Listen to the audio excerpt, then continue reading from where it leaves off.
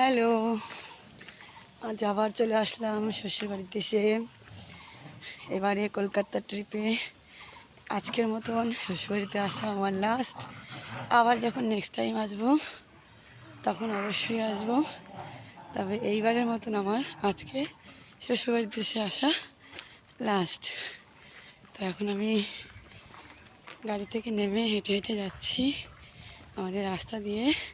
তবে আজকের ওয়েদারটা কিন্তু বন্ধুরা খুবই ভালো আছে, হালকা হালকা বাতাস যাচ্ছে, রোদ্দুরটা কখনো যাচ্ছে আসছে, ওয়েদারটা একদম দারুণ, শান্তিপ্রিয় ওয়েদার, ঠান্ডা ঠান্ডা অনুভব আছে, গরম নেই। তাই আজকে দেখতেই যাচ্ছ আজকে আর ঘামও নেই, দারুণ একটা ওয়েদার।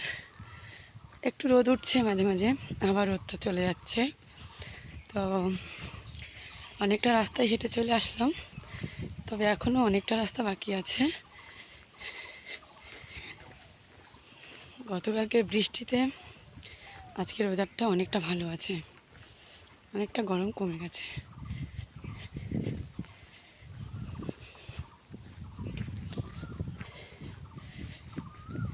আজকে আর এখান থেকে একটাও অটো টোটো দেখা যাচ্ছে না, তাই হেঁটে হেঁটেই যাচ্ছি।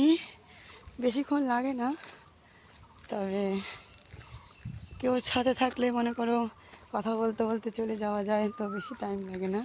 কিন্তু যখন একা থাকা হয় তখন মনে হয় যেন অনেকটা দূরত্ব। তাই তো ভিডিও বানাতে বানাতে যাচ্ছি, যাতে এই টাইমটা অনুভব না হয়। আর আশেপাশের পরিবেশটাও দেখতে পাবে, খুব সুন্দর পরিবেশ, সবুজ সবুজ খোলা মাঠ, আবার মাঝে মাঝে বাড়ি ঘর দূর আছে, দারুণ পরিবেশ।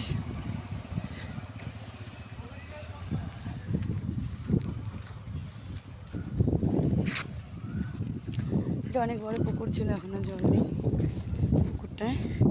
আবার এখানে দেখো কিছু গাছে কি সুন্দর ফুল ফুটে আছে, হলুদ হলুদ, কত কিছু দেখতে পাওয়া যায় গ্রাম পরিবেশে। আবার এখানে বেশ বড় বড় কয়েকটা গাছ থাকাতে ছাওয়া আছে, আর কি সুন্দর ঠান্ডা হাওয়া বইছে, দারুণ লাগছে। আমার এই শ্বশুরবাড়ির দেশের পরিবেশটা তোমাদের সকলের কেমন লাগলো জানাতে ভুলবে না যেন কমেন্টের মাধ্যমে। আর যদি পরিবেশটা সত্যি ভালো লেগে থাকে তাহলে অবশ্যই একটা শেয়ার করে দেবে।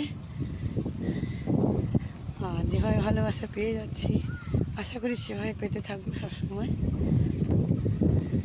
তো অবশ্যই কেউ ভুলবে না যেন শেয়ার করতে, একটা শেয়ার অনেক লাভদায়ক। আর পরিবেশটা একটু দেখে নাও।